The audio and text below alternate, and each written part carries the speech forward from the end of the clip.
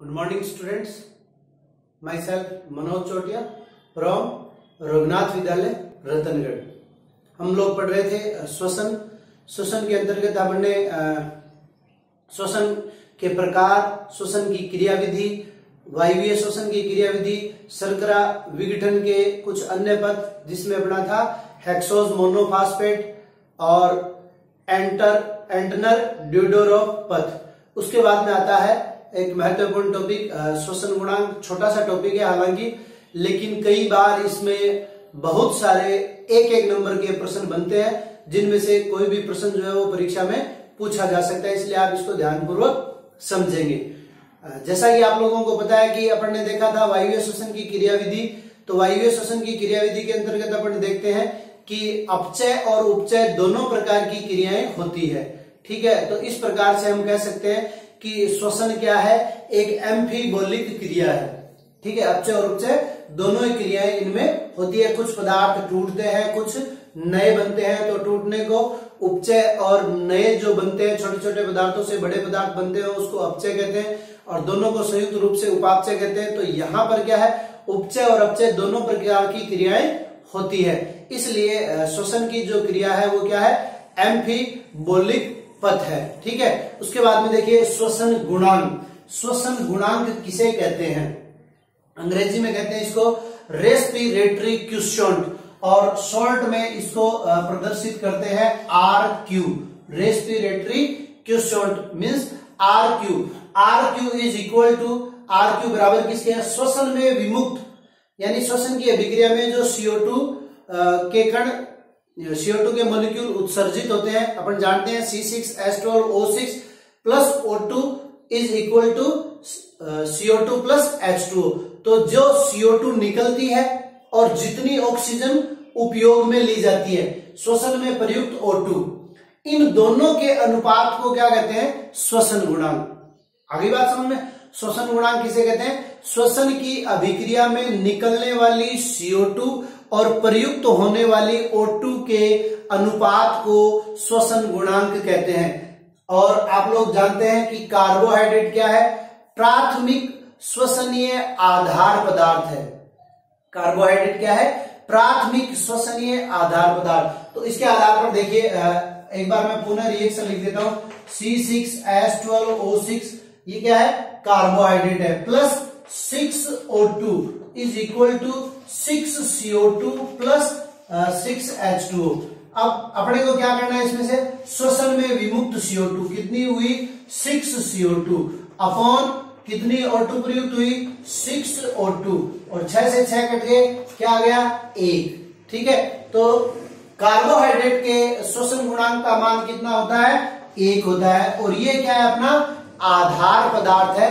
यह सबसे पहले इसी पदार्थ को कोशिकाएं क्या करती है, श्वसनीय आधार पदार्थ के रूप में उपयोग में लेती है। तो इसको आधार मानते हुए बाकी अन्य जितने भी पदार्थ हैं, अगर उनका श्वसन गुणांक हमसे पूछा जाता है परीक्षा में, तो मैं आपको एक सरल सा तरीका बता देता हूं।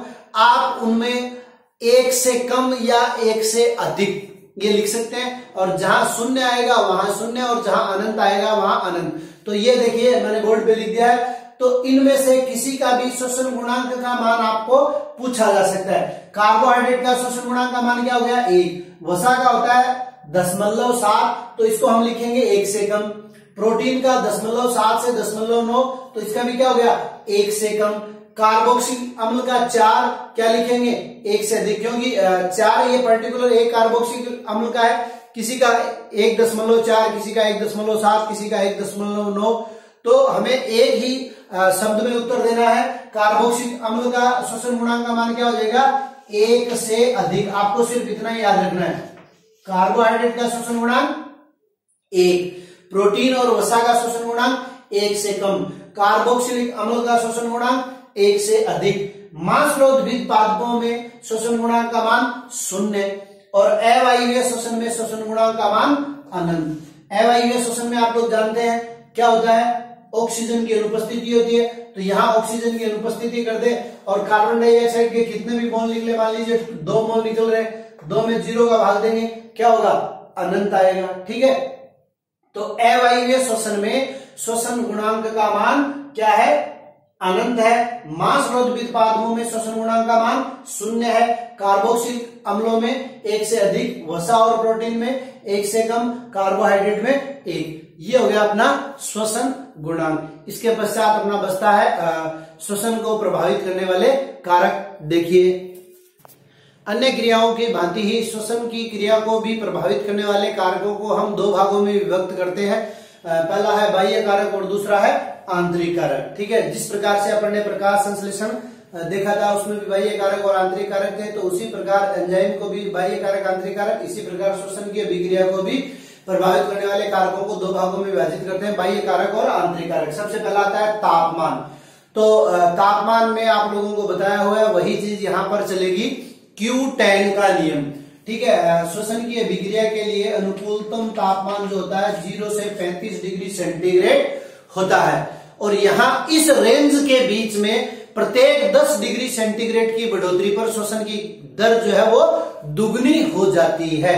यानी मान लीजिए पहले तापमान 0 था, फिर तापमान हो गया 10, तो 0 पे जितनी श्वसन की क्रिया हो रही थी, मान लीजिए x हो रही थी, तो 10 डिग्री सेंटीग्रेड पर 2x हो जाएगी, 20 के ऊपर 4x हो जाएगी, 30 के ऊपर 8x हो जाएगी, और 40 के ऊपर जो है वो वापस कम हो सकती है। कितनी होगी ये अपने को ज्ञात नहीं है, लेकिन कहने का तात्पर्य इतना है कि 0 से 35 डिग्री सेंटीग्रेड जो रेंज होती है, उस रेंज से जैसे ही आगे बढ़ते हैं तो श्वसन की दर घट जाती है, क्योंकि हमने देखा था कि विभिन्न प्रकार के एंजाइम जो है श्वसन की क्रिया में भाग लेते हैं, और अधिक तापमान पर एंजाइम जो है वो विकृत होने लगते हैं और श्वसन की दर जो है वो घट जाएगी।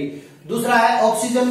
तो अपन जानते हैं वायवीय श्वसन के अंतर्गत ऑक्सीजन की उपस्थिति में वायवीय श्वसन होता है, और ऑक्सीजन की अनुपस्थिति में अवायवीय श्वसन होता है। और वायवीय श्वसन के अंतर्गत श्वसनीय आधार पदार्थ जो होते हैं उनका पूर्णतः विघटन होता है और अधिक मात्रा में ऊर्जा प्राप्त होती है। जैसे जैसे कोशिकाओं में ऑक्सीजन की कमी होने लगती है तो विभिन्न प्रकार के मध्यवर्ती उत्पादों का निर्माण होना प्रारंभ हो जाता है। अर्थात यूं कह सकते हैं कि श्वसनीय आधार पदार्थों का पूर्णतः विघटन नहीं होता।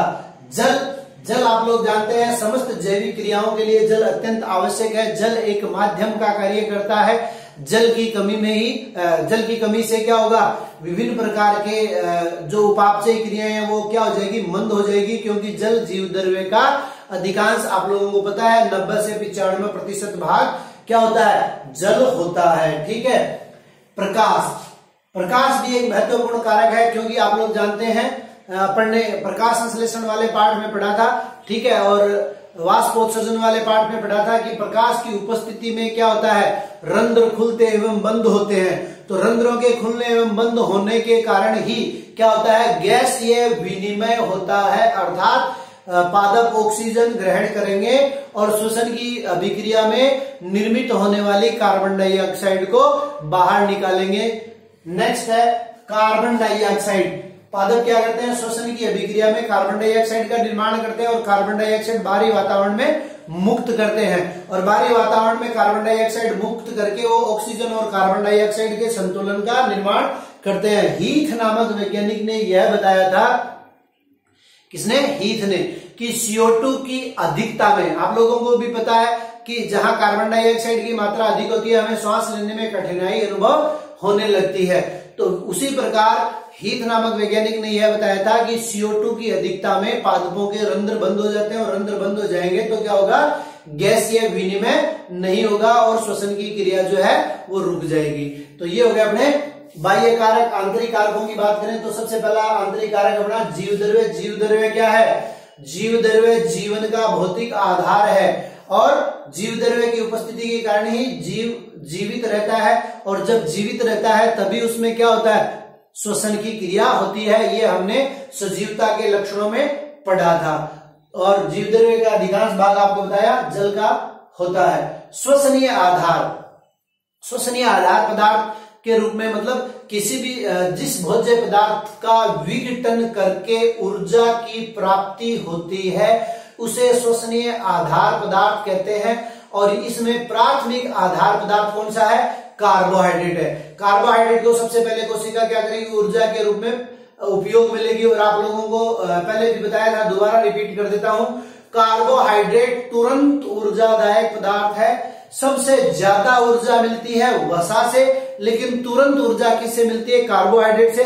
और सबसे पहले सजीव कोशिकाएं कार्बोहाइड्रेट को ही श्वसनीय आधार पदार्थ के रूप में काम में लेती है। और उसके बाद में कार्बोहाइड्रेट समाप्त हो जाने के पश्चात वसा, और वसा के समाप्त हो जाने के पश्चात प्रोटीन। और मैंने आपको बताया था कि जब कोशिका प्रोटीन को श्वसनीय आधार पदार्थ के रूप में काम में लेना प्रारंभ कर दे, इसका मतलब यह है कि उस कोशिका की मृत्यु नजदीक है।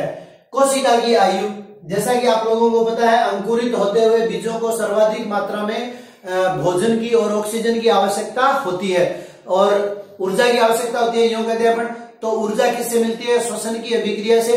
तो जो तरुण और नई कोशिकाएं हैं उनमें श्वसन की क्रिया क्या होगी? अधिक होगी। और जैसे जैसे कोशिकाएं प्रौढ़ या वृद्ध होने लग जाएगी उनमें श्वसन की क्रिया भी क्या हो जाएगी?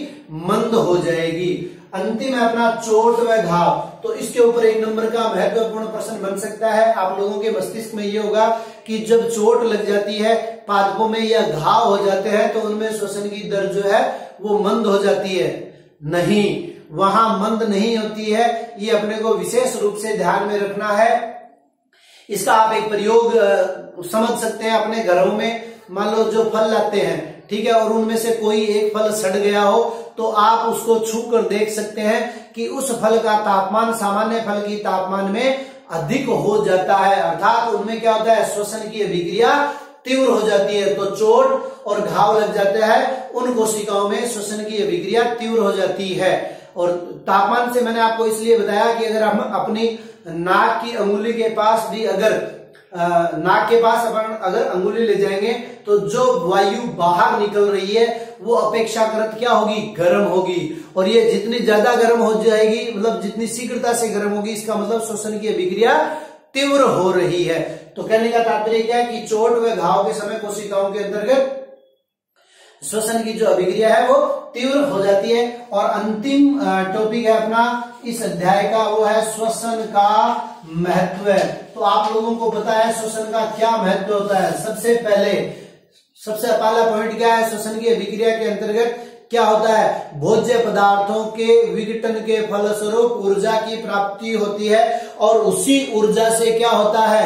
उसी ऊर्जा से संपूर्ण जीवन की क्रियाविधि संचालित होती है। तो सबसे पहला महत्व क्या हो गया कि श्वसन की अभिक्रिया में ऊर्जा का निर्माण होता है जो विभिन्न प्रकार की उपापचयी क्रियाओं को करने में सक्षम होती है। दूसरा, इस अभिक्रिया के अंतर्गत विभिन्न प्रकार के मध्यवर्ती उत्पादों का निर्माण होता है जिनका उपापचय कोशिका के लिए आवश्यक है। और CO2 के निष्कासन से वायुमंडल का संतुलन बना रहता है। इस अभिक्रिया के द्वारा विभिन्न प्रकार के अघुलनशील भोज्य पदार्थ सरल घुलनशील भोज्य पदार्थों में परिवर्तित होते हैं। और इस अभिक्रिया के द्वारा स्थितिज ऊर्जा के मान में कमी आती है और गतिज ऊर्जा के अंदर बढ़ोतरी होती है। यह योग है कि स्थितिज ऊर्जा जो है वो गतिज ऊर्जा में परिवर्तित होती है। इस प्रकार से आज हमारा यह अध्याय श्वसन जो है वो समाप्त होता है। धन्यवाद। आशा करता हूं आप लोगों को समझ में आ रहा होगा। अगर समझ में आ रहा होगा तो आप लोग वीडियो के अंतर्गत कमेंट करके और मुझे बताएं। और अगर आपको कुछ कमी लग रही हो, कोई दिक्कत हो तो आप मुझे पर्सनल पूछ सकते हैं। वीडियो को ज्यादा से ज्यादा लाइक और सब्सक्राइब करें। धन्यवाद।